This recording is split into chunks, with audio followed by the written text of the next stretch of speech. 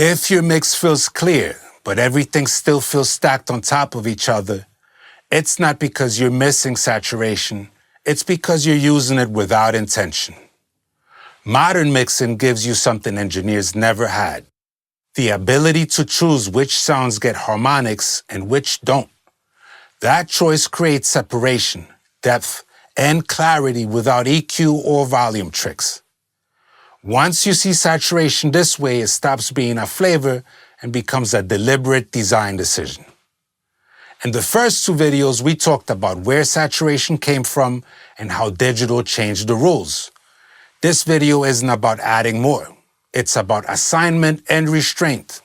Because today, you don't just have saturation, you have a palette: tube, tape, transformers, transistors, solid state, or no saturation at all. Each one creates a different harmonic profile, a different density and identity. And the real power of modern mixing is deciding who belongs to which profile and who stays clean. That's how separation actually happens. Here's the privilege modern mixing gives you. In the analog era, everything went through the same path: mic, console, outboard, tape. Harmonic congruency wasn't a choice, it was forced. Today, nothing is forced.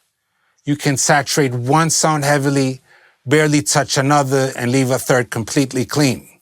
That's not limitation, that's a palette.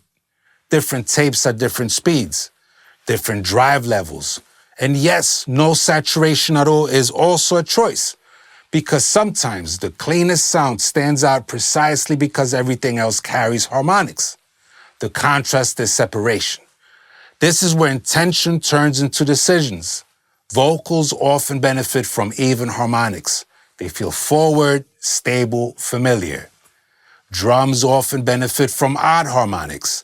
They hit harder, speak faster, cut through. Bass lives in between. So the goal isn't saturation everywhere. It's intention everywhere. Assigning harmonic roles the same way you assign frequency roles. And this is where we need to talk about glue, because it lives in the same space. Glue is often achieved with subtle mix bus compression. But glue itself is harmonic congruency. When processes like compression, saturation, tape, or transformers introduce a shared harmonic fingerprint across sounds, the ear begins to perceive them as related. That's glue. So the compressor on the mix bus isn't there just to reduce dynamics, it's there to help establish a common harmonic language across the mix. Analog systems did this automatically. Digital systems give you the responsibility to decide when, where, and how much.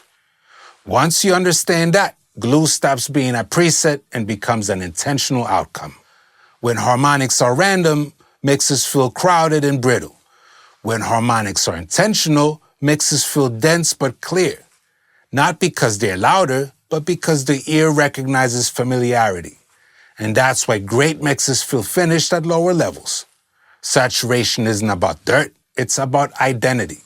And the real power of modern mixing isn't how much you add, it's the ability to separate sounds by giving each one its own character, or none at all, and then glue them together intentionally. That's when digital stops sounding digital and starts sounding intentional. I'm P. Version, the New York Mix Architect. Protect your craft, protect the culture, and keep the New York sound alive.